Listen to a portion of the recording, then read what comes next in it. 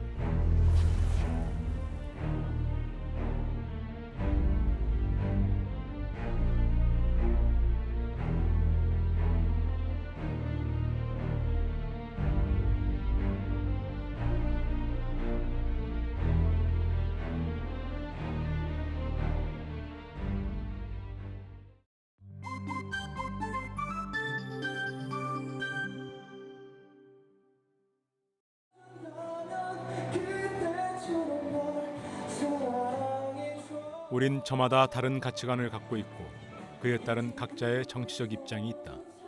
정책과 인물에 대한 선호도도 모두 다르다. 모두가 진보적일 수도 없지만 모두가 보수를 지향하는 것도 아니다.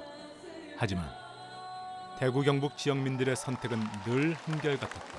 대구시 경북의 사랑하는 애국. 선거 때마다 대구 경북은 특정 정당만을 지지해왔다. 그 때문에 대구 경북은 보수의 텃밭, 보수의 성지라는 이름을 얻은 지 오래다.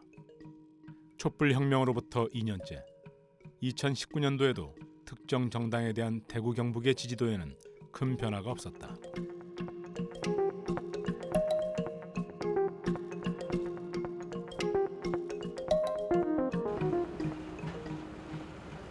어째서 대구 사람들은 특정 정당에 대해 끊임없는 지지를 보내는 걸까?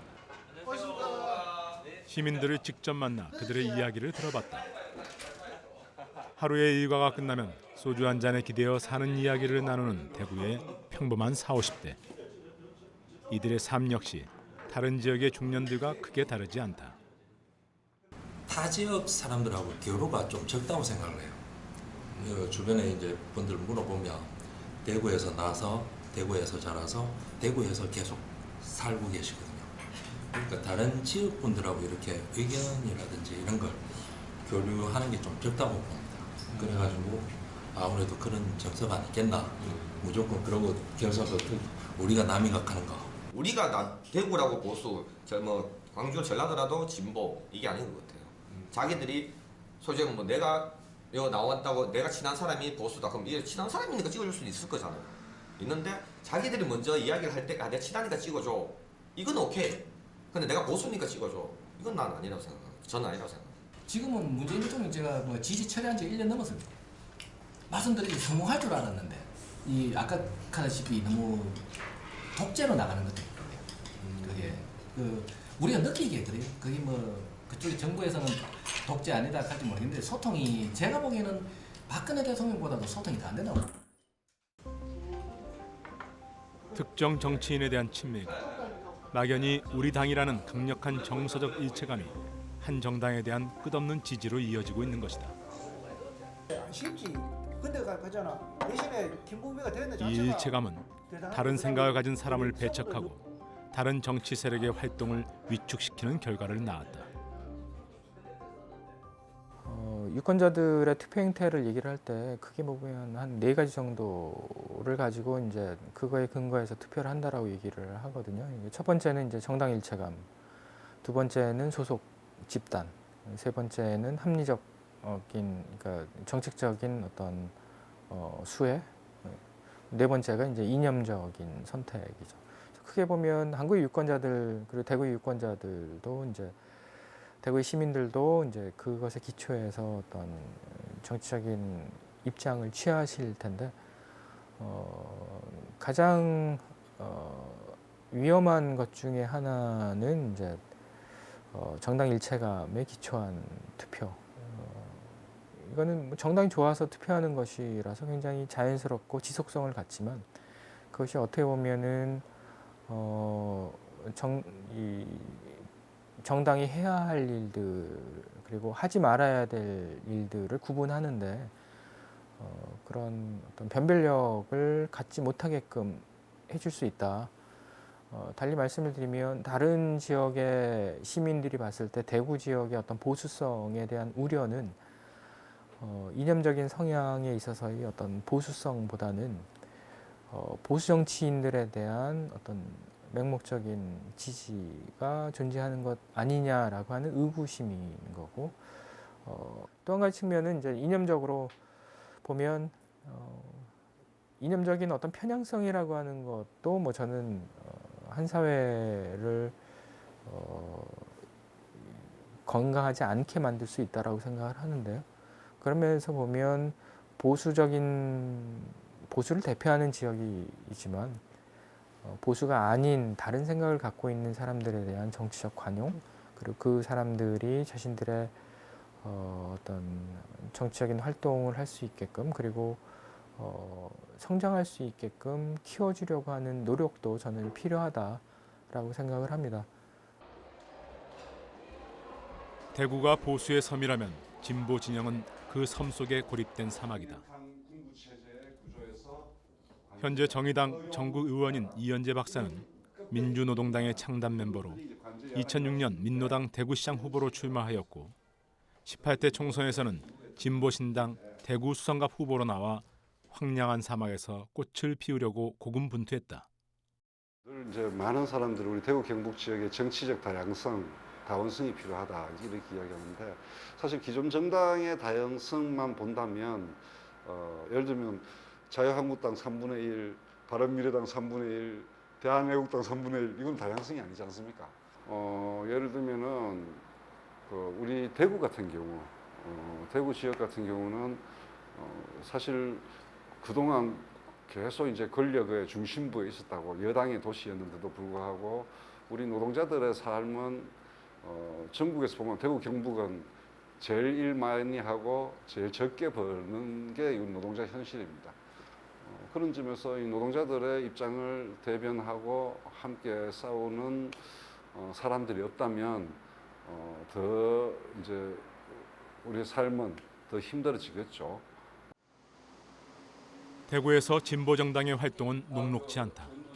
하지만 장태수 정의당 대구시당위원장은 지역민들의 삶에 밀착된 생활정치에 희망을 버리지 않는다고 말한다. 다만 진보정당에 대한 선입견과 편견이 지역에서의 활동을 더욱 위축시킨다며 아쉬워했다. 특정한 자기의 정치적 소신을 분명히 가지고 있다고, 그걸 이제 통상 이념이라고 하는데, 그거를 모욕하는 건, 꾸짖하는 거는 저는 잘못됐다고 보고요. 다만 이제 진보 정당을 바라보는 수많은 사람들 중에는 진보 정당이 특정하게 경도되어 있다, 너무 한쪽으로만 치우쳐져 있다, 이렇게 생각하시는 분들은 계세요. 예를 들면 너무 노동조합 편만 드는 거 아니냐. 근데 사실은 노동자들의 편에 드는 거죠. 노동자들의 편을 드는 건 물론 지금 이제 조직된 노동조합도 있고 그 조직된 노동조합이 사회적 힘도 가지고 있지만, 그러나 여전히 90%의 노동자들은 노동조합이 없는 환경에서 노동자 생활을 하거든요. 그리고 진보 정당이라는 건 꼭 이제 노동조합이나 한반도 통일과 관련된 이야기만 하는 게 아니라, 우리 국민들 많은 분들이 기억하실 텐데 민주노동당 20여 년 전에 민주노동당이 처음 이야기했던 무상의료, 무상교육, 지금 다른 정당들이 다 이야기하는 거잖아요. 대구의 이야기만 하면 작년에 중학교 의무급 없이 1, 2, 3학년 다 하자고 정의당이 이야기를 하고, 이러저런 이유로 대구시 교육감이 받아들인 거였잖아요. 저는 그런 점에서 진보정당은 큰 이야기도 하지만 고단한 삶에 지쳐있는 사람들의 어디 가서 하소연하기 어려운 이 억울한 이야기들, 또는 지금쯤은 우리 사회가 아이들에게 보편적으로 이 정도의 사회 서비스는 제공해야 되지 않느냐라는 좀 다른 이야기를 진보정당이 없었다면 대구에서 이게 가능했을까? 2008년 18대 국회의원 선거. 자유한국당이 아니면 명함조차 내기 어려운 대구에서 유시민이 무소속으로 총선에 나섰다. 유시민!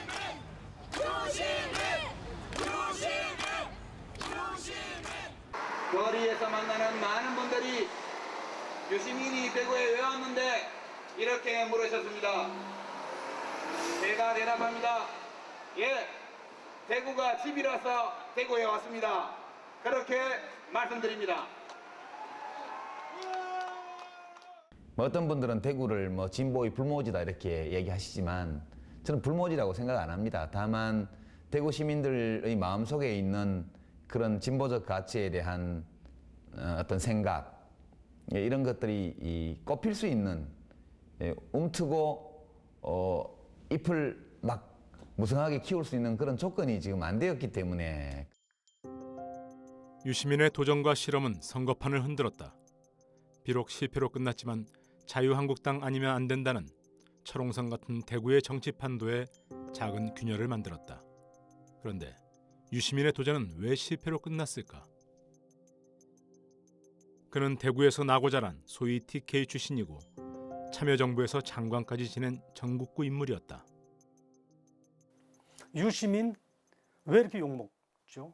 특히 TK 사람인데 유시민이 유시민 의원이라고 해야 돼? 전 장관이라고 해야 돼요. 왜 욕을 먹나? 특히 TK에서. 그는 그 사람의 정책 이념보다 그 국회 나갈 때 청바지 입고 나간 그 파격적인 어떤 세계관인 거거든요. 그리고 말을 거침없이 해야 되는 거. 이거는 권위주의 세계관, 유교 질서, 권위 위계적인 질서를 신주단지 모시듯이 그걸 중요하게 생각하는 보수, 권위주의 보수 진영에서 볼 때는 이건 이념이고 정책이고 가치를 떠나가지고 형편없는 인간인 거예요. 되먹지 못하는 인간인 거예요. 인간 자체를 그냥 평가를 그냥 그렇게 폄훼하는 거거든요. 여기에 지금 TK가 묶여 있다. 유시민의 실패를 이해하기 위한 현재의 머리에는 유승민의 실패라는 표현은 그렇겠지만 유승민의 지금 한계라고도 생각해 볼 수 있을 것입니다. 왜냐하면 대구 경북 지역, 특히 대구 지역의 보수성이라는 것이 실질적으로 상당히 스펙트럼이 좁습니다. 스펙트럼이 좁다는 것은 선택지가 한계가 있다는 것이고 나머지 선택지는 적이거나 아니면 배제의 대상이 된다는 것입니다. 그렇다면 이 좁은 스펙트럼에 관철되기 위해서는 아주 좁은 이념적 기반에 동의가 돼야 된다는 것인데 그런 의미에서 그 유승민이 아니라 유승민조차도 같은 보수로 분류되는 유승민조차도 이 좁은 스펙트럼에 이 충분히 어떤 합당한 인물로 보이지 않는 것이죠. 그러니까 사실 여기서 이 관철되는 어떤 핵심적인 기제는 보수란 이념이 아니라는 것이죠. 이분은 보수라고 이야기하는데 상당히 모순적이고 비합리적이고 좀 뭔가 이 정확한 설명이 어려운 감정적 요인들이 많이 작용하고 있다는 것입니다. 이런 부분만 보더라도. 예. 대구에서 단 한 명뿐인 정의당 소속 기초의원이 있다. 2010년 30대 초반의 나이에 수성구 의회 기초의원에 출마해 내리 3선에 성공한 김성년 의원.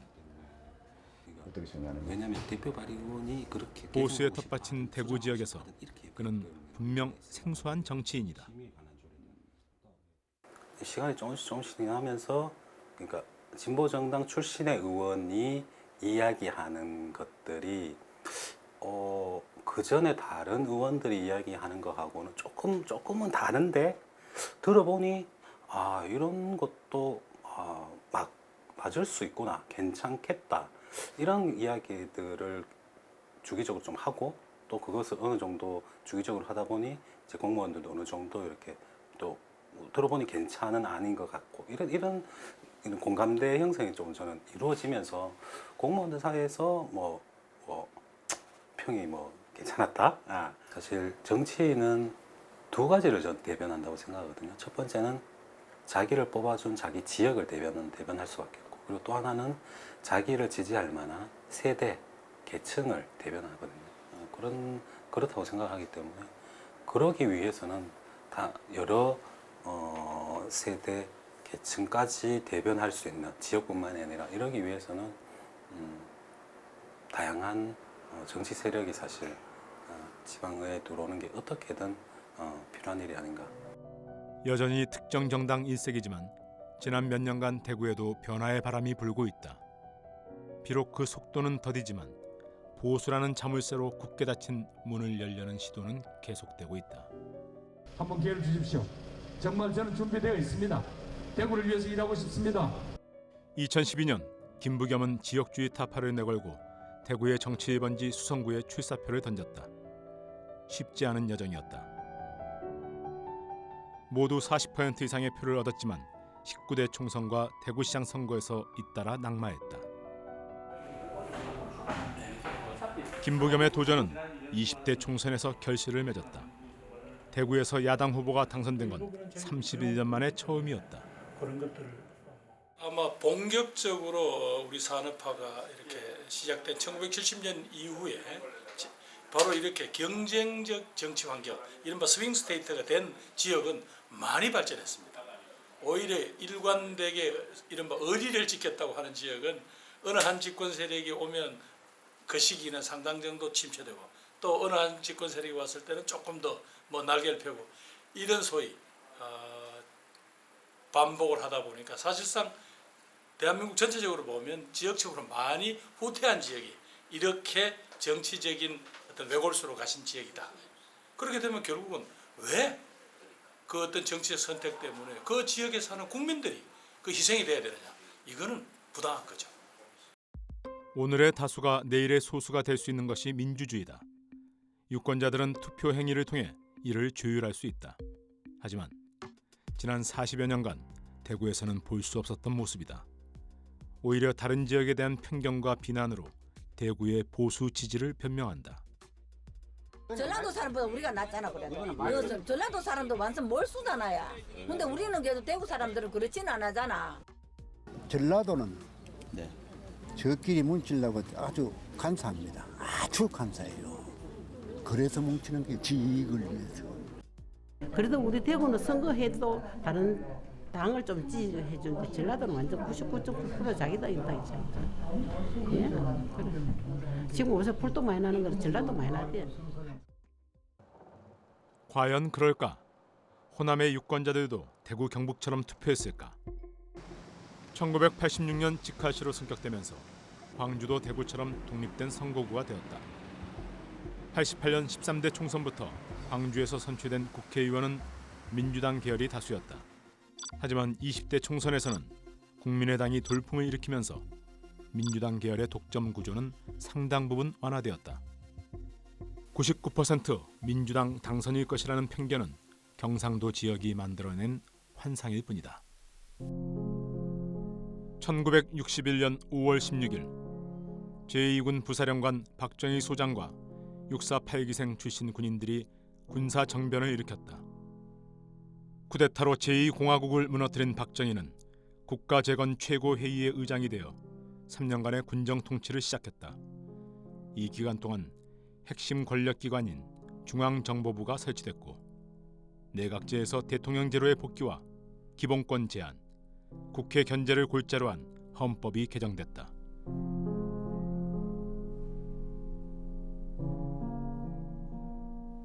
강력한 대통령제가 탄생한 것이다.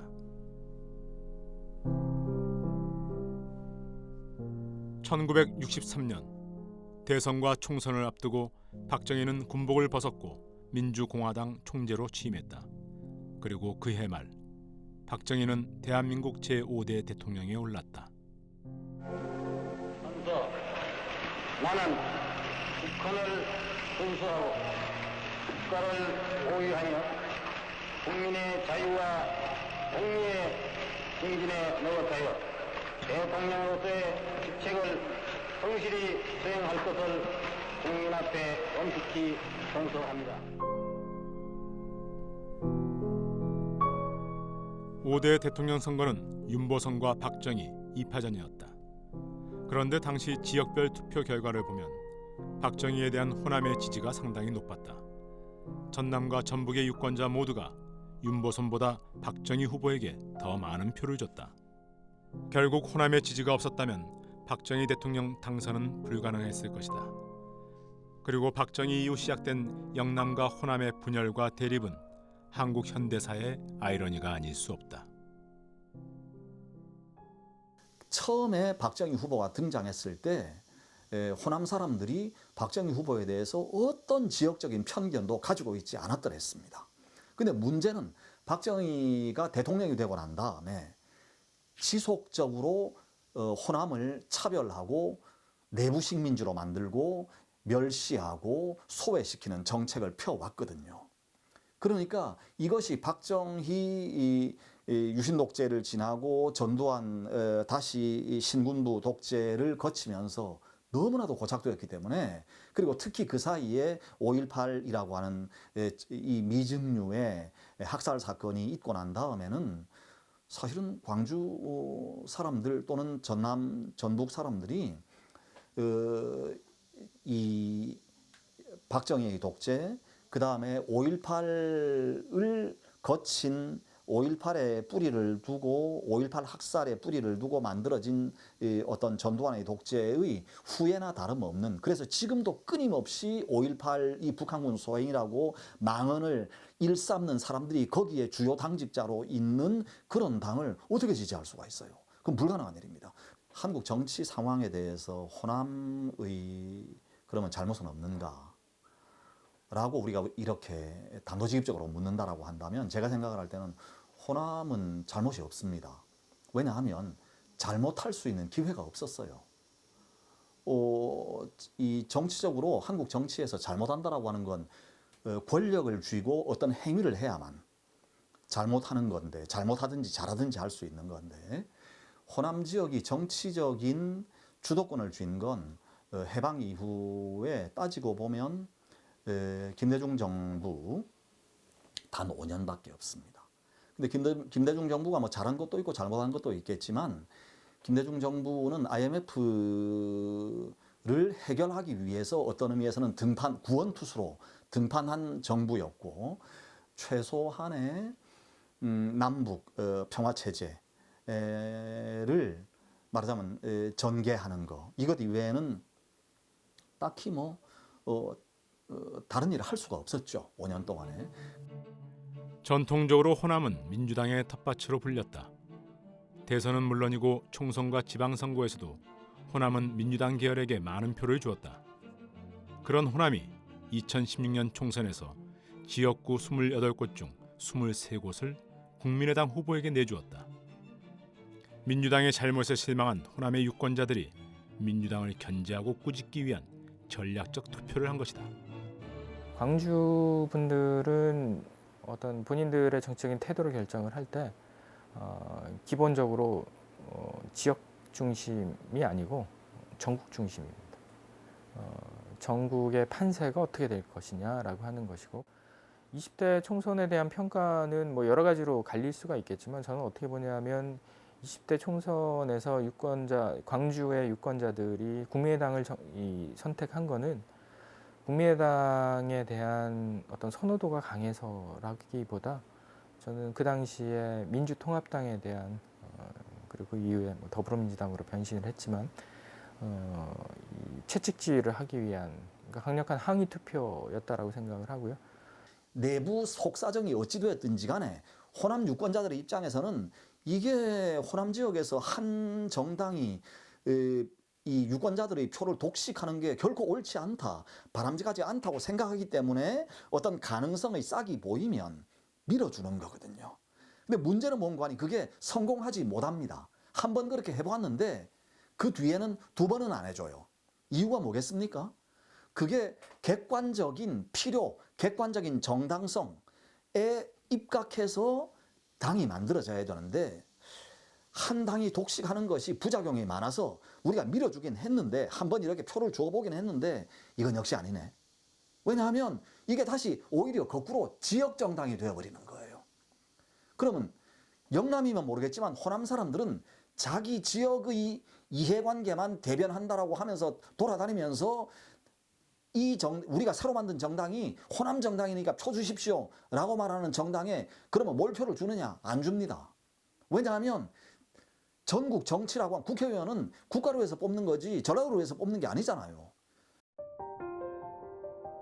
현재 우리 정치권의 주요 현안 중 하나는 연동형 비례제를 포함한 선거법 개정안의 처리다. 정당 득표율에 맞춰 비례대표 의석수를 결정하는 연동형 비례대표제가 도입되면 지역구 의석은 지금보다 줄고 비례대표 의석은 늘어난다. 국회의원 개개인에 대한 표심 못지않게 각 정당이 내세우는 정책에 대한 유권자의 판단이 중요해지는 것이다. 한국 사람들의 상당수 기성세대는 비례대표가 왜 존재해야 되는지 우선 모르고 있고요. 예, 배운 적이 없어요. 그러니까 국회의원은 지역구에서만 선출하는 거라고 생각하고 있어요. 근데 정당에 대한 지지를 통해서 의석을 만들 수 있다는 관념이 저는 만약에 패스트트랙이 논의가 돼서 통과된다면 그것이 가장 큰 의미가 아닐까 싶어요. 그리고 이제는 그 지역 이해관계가 아니라 그러니까 시장과 국회의원이 구분이 안 되잖아요, 대부분. 그러니까 시장이나 군수가 하는 역할과 국회의원이 하는 역할이 어떻게 다른가. 그리고 이 사람들이 어떻게 지역의 대표이기는 하지만 또 정당인으로서 정당 대표로서 국가적 사안을 다루는 그런 식의 대표가 되는가라고 하는 거를 일종의 저는 정치적 교육, 정치 훈련의 계기가 이 선거구제 개편하고 연관이 돼 있다고 생각하고. 독일의 연방의원 선거는 연동형 비례제로 운영되고 있다. 지난 2017년 독일 연방의회 선거 결과 확정된 의석수는 709석. 연방의회 의석은 먼저 정당 투표에 따른 득표율로 각 정당의 전체 의석을 결정한다. 이후 각 정당이 획득한 지역구 의석수에서 모자란 의석만큼 비례대표로 채워주는 방식을 택하고 있다.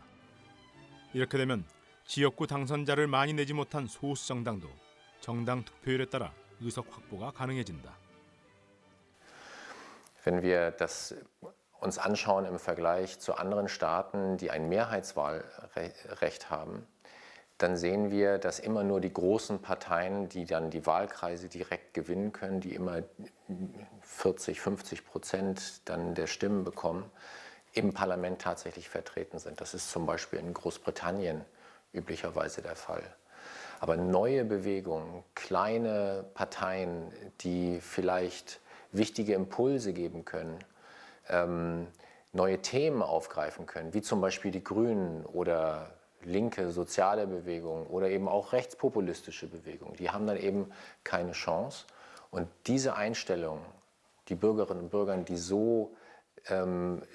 solche neuen Impulse haben wollen in der Politik, die sind dann nicht repräsentiert.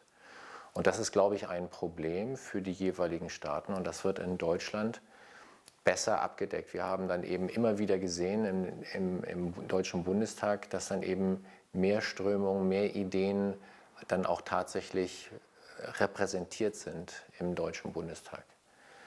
Das macht natürlich auch Probleme. Es ist dann nicht so einfach, eine Regierungsmehrheit im Parlament zu finden.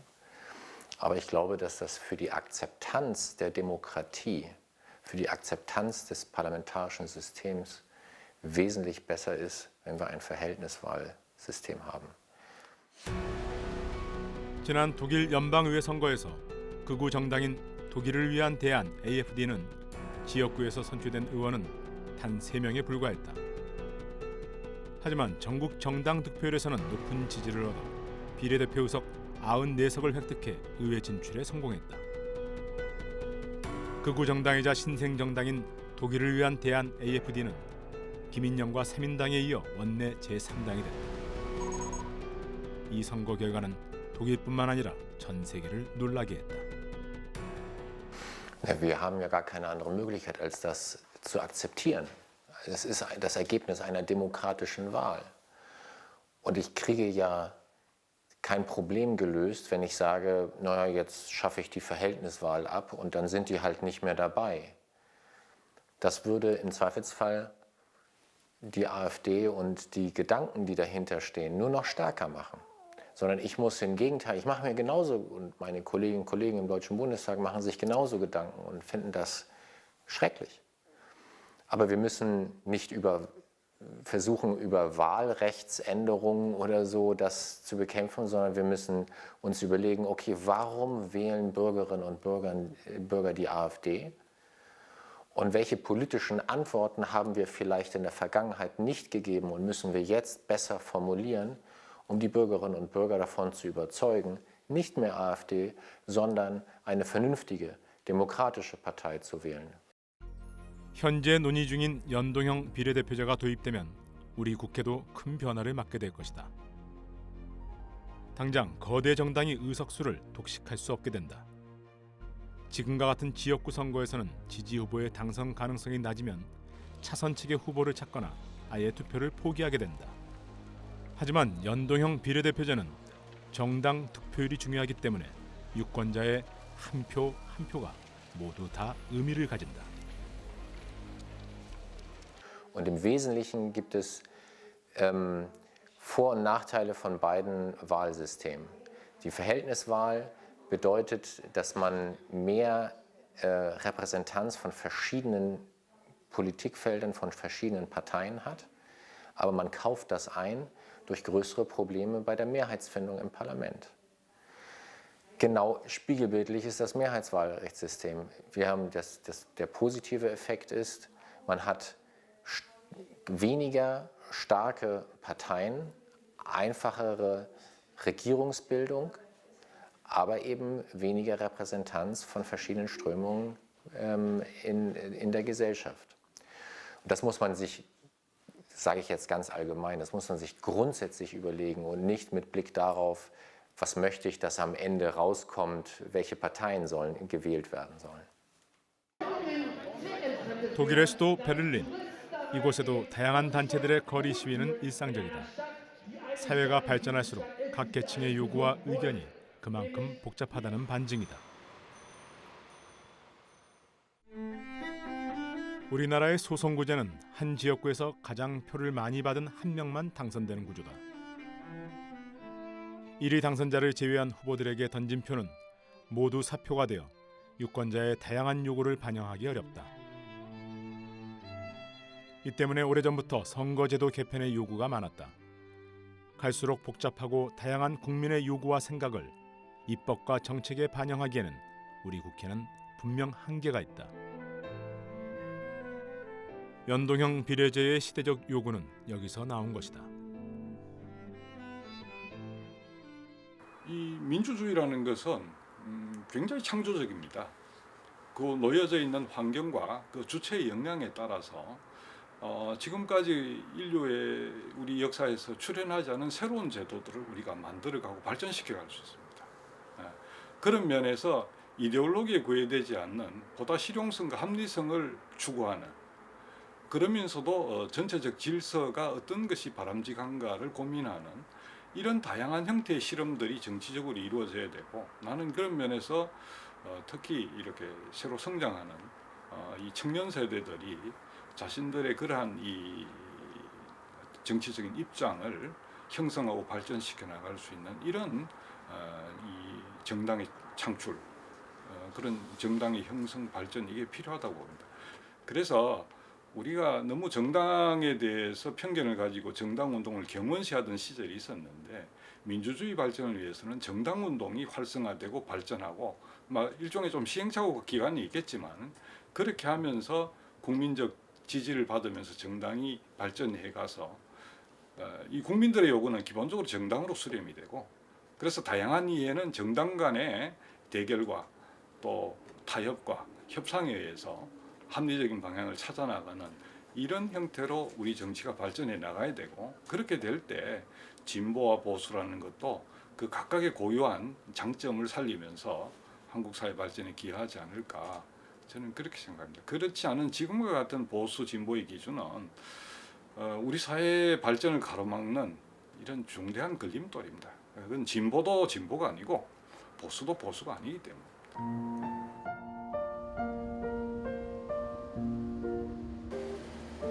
달구벌 대구와 빛고울 광주에는 아주 특별한 번호의 시내버스가 운영되고 있다. 5.18 민주화 운동을 기리는 518번 버스가 대구 도심 곳곳을 지나고, 광주 시내에서는 2.28 민주운동을 상징하는 228번 버스를 볼 수 있다.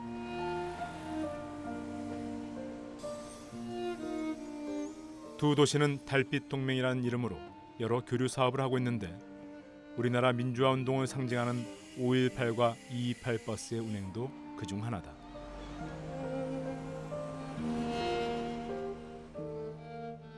이게 이제 228이라는 게 저도 사실은 몰랐거든요. 아마 똑같이 생각하면 대구 분들도 528을 모르는 분도 있었을 거 아니에요. 그러니까 228이 더군다나 이렇게 버스 벽면에 보면 대한민국 최초의 민주화 운동이 돼 있잖아요. 이렇게 그 민주화 운동이라는 것이 한국의 모든 지역에서 공이 어떤 공감하면서 이렇게 일어났던 것이고 대구가 그런 도시구나. 사람들이 그런 걸 발견하고 되게 흥미로워하는 그런 것도 있는 것 같아요. 그러니까 228 버스가 그냥 아무 지역이나 이렇게 경유해서 가는 게 아니라 518의 가장 역사적인 어떤 의미가 있는 장소를 이렇게 통과해요.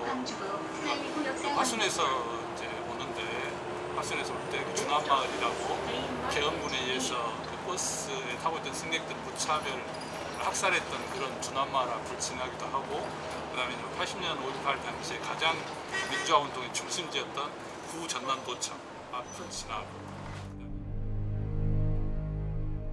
정치인들이 부추긴 지역 감정만 아니었다면 대구와 광주는 지금보다 훨씬 더 가까웠을 것이다. 두 도시는 모두 민주화 운동에 앞장섰던 기억이 있고 한국 현대사에서 중요한 역할을 했다. 그런데도 선거 때마다 지역 이기주의와 뿌리 깊은 진영 논리의 구태 정치가 영남과 호남의 공생과 발전을 가로막고 있다. 어쨌든 어느 지역에서 어느 정당이 독점적인 구조를 갖는 것은 뭐 불행한 일이에요, 진짜. 그러니까 대구 지역도 아마 저는 그런 생각이 들어요. 한 정당이 이른바 보수 정당이 어떤 것을 지키는 보수 정당인지는 좀 헷갈리긴 하지만 보수 정당이 30년 넘게 그렇게 일당 독재 체제처럼 이렇게 유지되는 것이 아무리 힘을 가진 정권 쪽에 있다 할지라도 지역 발전에 결코 저는 도움이 되었다고 생각하지 않습니다. 마찬가지로 광주에서도 이른바 민주 세력이라고 하는 그런 정당이 30년 넘게 계속 선출직을 독점한다? 그것은 그 자체로 어떤 권력이든지 그것은 부패하게 돼 있어요. 그러니까 사실은 지금 우리 그 지역의 입장으로 봤을 때 정말 필요한 것은 뭔가 중앙 권력이 힘 있는 중앙 권력하고 네트워크를 연결해 가지고 뭐 예산을 많이 따다가 지역을 개발하고 이런 문제가 아니라 모든 지역이 안고 있는 공통의 문제를 영남이든 호남이든 다 갖고 있는 공통의 문제를 같이 해결하는 데 노력해야 되는 시대가 진짜 왔는데 지금 지역이 다 소멸되고 있잖아요, 사실상. 영호남, 충청 할 것 없이 엄청 지금 위기에 있는데 이런 가장 시급한 지역의 민생이 정치권에 의해서 해결되지 않는 그런 불행이 반복되고 있다. 사람들이 대구를 보면서 이제 말을 하기 시작을 하거든요. 당신들은 도대체 뭐냐? 지금 한국의 역사의 어떤 전환점에서 대구는 뭐 하고 있냐? 라고 사실은 사람들이 착하니까 말을 거칠게 하지 않을 뿐이지 이거 점점 더 임계점에 이게 임계점 직전까지 폭발 직전까지 와 있는 거거든요. 그러면 이때 이제 대구가 무언가 한국 사회에서 새롭게 빛이 되기 위해서 뭐가 필요하냐라고 물었을 때 딱 한마디로 대구가 이제부터는 남 걱정하는 게 필요하다고 저는 생각을 합니다. 지금까지는 우리 대구, 우리가 남이가 라고 말을 해오면서 우리가 권력 잡아야 되고 우리가 말하자면 한국 사회의 주도권, 헤게모니를 쥐지 않으면 다른 건 다 필요 없다라고 생각을 해온 그런 정서로 똘똘 뭉쳐왔다라고 한다면 정말로 대구가 한국 사회의 새로운 빛이 되기 위해서는 대구가 한국 사회 전체라고 말을 하면 너무 추상적이기 때문에 지금까지 소외되어 왔던 지역을 오히려 대구가 먼저 걱정을 해야 됩니다. 그러면 예를 들어서 부산의 노무현이나 문재인 이 지금 민주당 대통령들이 호남 사람이 아니잖아요. 다 부산 사람들이잖아요. 그 사람들이 내세웠던 의제가 뭡니까? 호남 차별을 그만하라는 거였잖아요. 그래서 나라가 더 이상 동서로 이렇게 분열되는 것은 절대로 있을 수 없는 일이다라고 해서 시작된 정치 아니겠습니까? 그것처럼 무언가 지금도 여전히 전국적인 의제는 얼마든지 널려 있는 거거든요. 대구는 보수의 도시다. 이제는 익숙해져 버린 이 구호도 사실은 대구 사람들 스스로의 의지라기보다는 누군가가 의도적으로 만들어 붙여준 것일지도 모른다. 여러분 여기가 어디입니까? 바로 우리 보수의 심장, 보수의 심장, 보수의 심장. 보수의 도시에 이어서 대구를 가리키는 새로운 수식어로 보수의 심장이라는 표현이 등장했다. 보수의 심장이라는 프레임은 대구는 보수적일 것이라는 통념을 부각시키고 이를 더욱 강화하고 있다. 프레이밍 효과 이론에 따르면은 그러한 용어가 그러한 이념을 더욱더 강화시키고 그리고 뭐 심리학에서 말하는 사람들이 가지고 있는 확정 편향을 더욱더 강화시키는 이런 효과를 우리 기대할 수 있는 거죠. 사실 프레임이 특히 언론에서 작동하고 있는데요. 이 부분에 대해서는 조금 좀 고려가 필요하다. 왜냐하면 그런 프레임이 가지는 일정한 효과가 있습니다. 대구의 정치적 성향을 보수로 규정함으로써 보수가 가진 다양성들, 예를 들어 어떤 뭐 시장적 보수라든지 법치적 보수라든지 이들이 가지는 정치적인 다양성이나 풍부함들이 오히려 획일화되고 막혀버리는 정치적인 성장이나 가능성들을 제한시켜버리는 효과가 있는 거죠. 예를 들어 그렇다면 강남의 보수는 대구의 보수와는 분명히 다른 색을 띨 가능성이 있을 것 같은데 강남의 보수는 보수가 아니라는 이야기인지 아니면 아류 보수라는 이야기인지 이런 식의 어떤 프레임은 오히려 넓은 의미에서 본다면 한국의 어떤 정치적인 발전을 위해서도 보수의 어떤 다원화와 어떤 제대로 된 성장을 막는 어떤 틀거리로 작용할 수 있다는 점에서 보수의 심장이란 새로운 프레임은 언제부터 등장했을까? 제작진은 포털 사이트 네이버 트렌드 분석을 확인했다. 그 결과 보수의 심장이라는 새로운 단어가 우리 사회에 나타난 시기는 3년 미만이며 지난 2018년 6월 지방선거 기간 중에 가장 많이 검색되고 확산되었음을 알 수 있었다. 그렇다면 언론에서는 대구를 지칭하는 새로운 수식어인 보수의 심장을 언제부터 어떻게 사용한 것일까? 제작진은 영남대학교 언론정보학과 학생들과 함께 조선일보와 경향신문 그리고 대구 지역 일간지인 매일신문 총 3개사의 신문을 대상으로 올해 7월 30일을 기준으로 보수의 심장이란 단어가 포함된 전체 기사를 검색 분석했다. 과거 대구가 보수의 텃밭 또는 보수의 성지로 설명되었다면 언론에서 보수의 심장으로 대구를 언급하기 시작한 시기는 비교적 최근의 일이다. 이는 네이버 트렌드 분석과도 일치한다. 그렇다면 언론은 대구를 보수의 심장으로 언급하면서 어떤 의도를 가지는가? 그리고 조선일보, 경향신문으로 대표되는 전국지와 지역신문에는 어떤 차이를 보이는가? 놀랍게도 지역신문에서 더욱 많은 기사가 생산되었고 대구가 보수의 심장임을 재확인하는 내용이 많았다.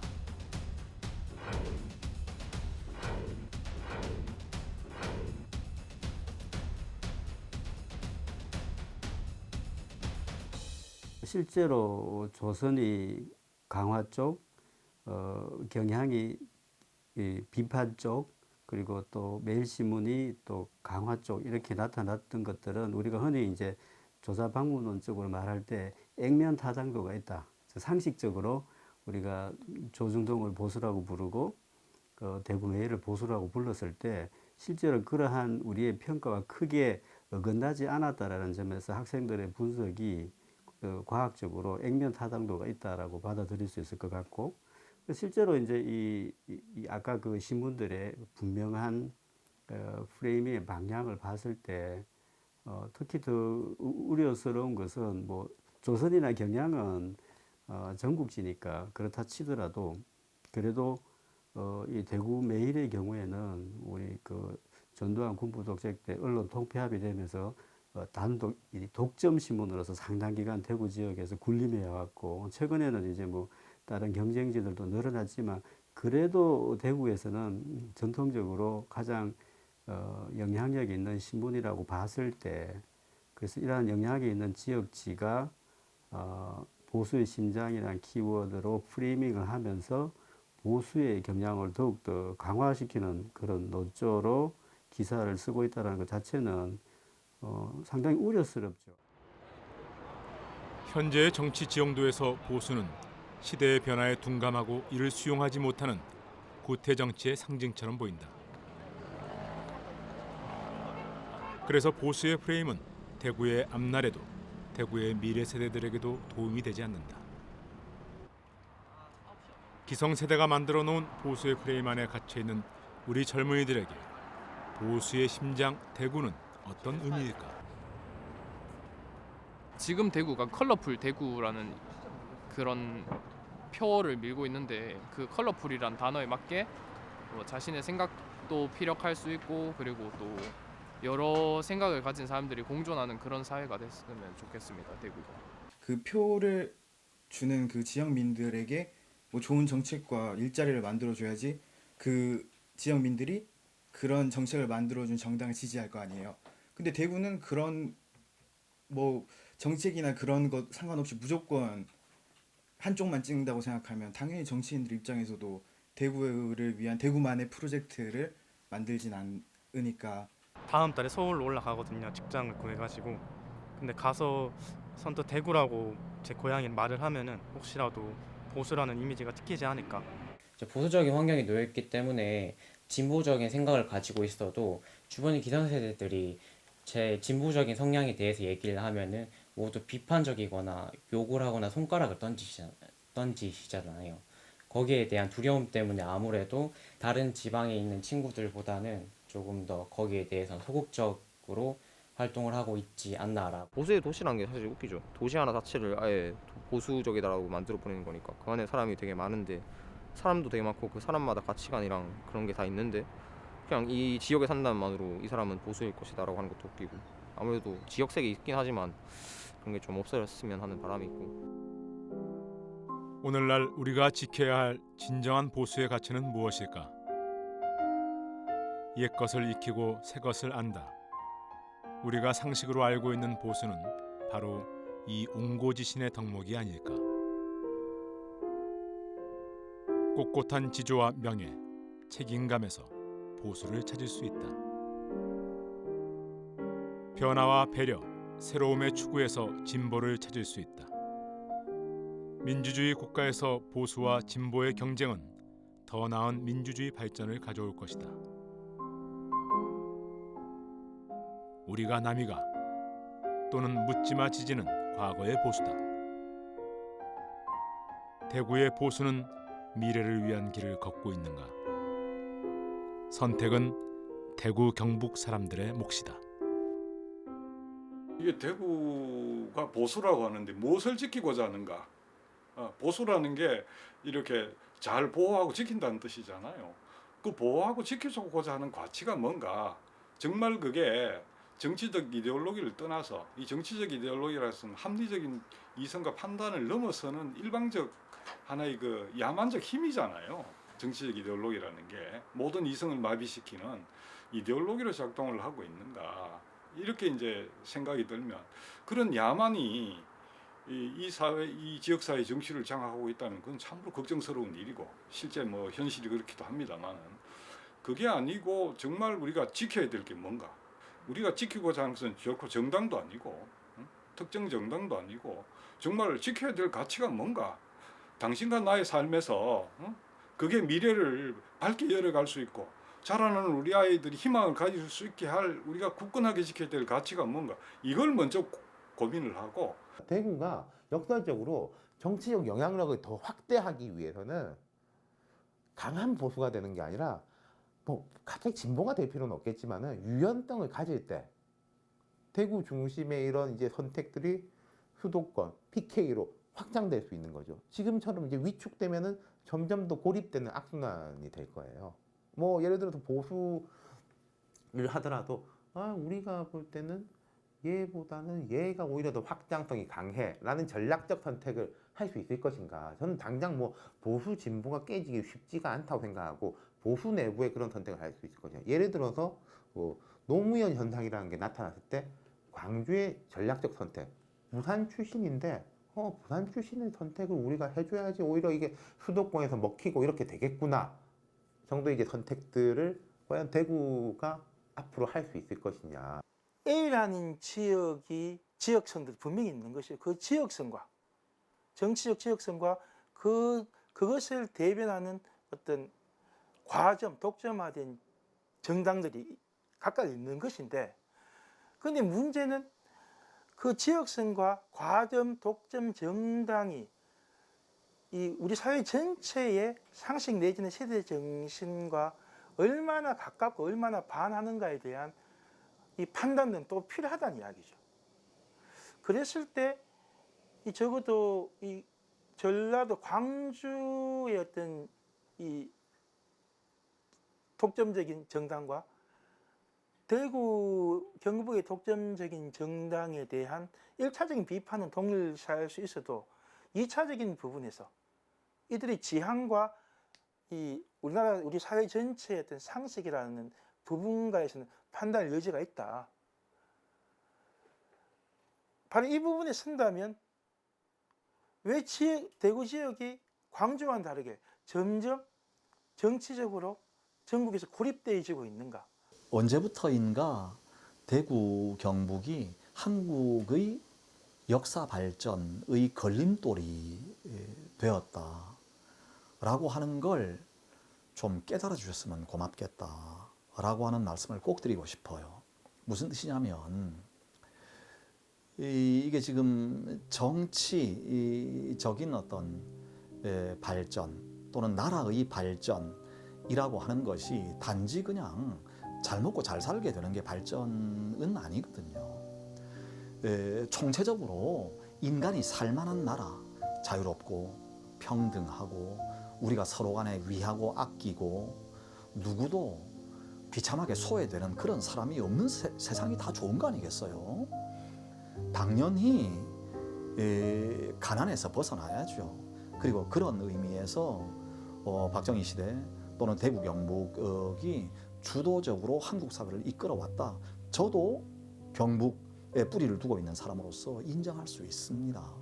자유와 민주주의를 위해서 똑같이 선구적으로 피 흘렸던 도시가 대구 아닙니까? 그리고 그 나중에는 전태 산업화의 어떤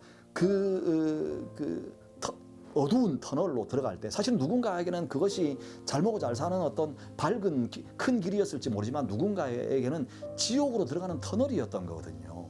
그때 대구 출신의 전태일이 자기 몸을 불살랐던 것 아닙니까? 그래서 새로운 시대의 문을 연 거거든요. 그러면 우리가 그런 대구도 있다 라고 하는 걸 기억하면서 앞으로 30년, 앞으로 100년의 대구를 우리가 어떻게 만들어 나가야 되겠는가라고 하는 걸 누군가는 이제는 고민하기 시작해야 될 때라고 저는 생각을 합니다.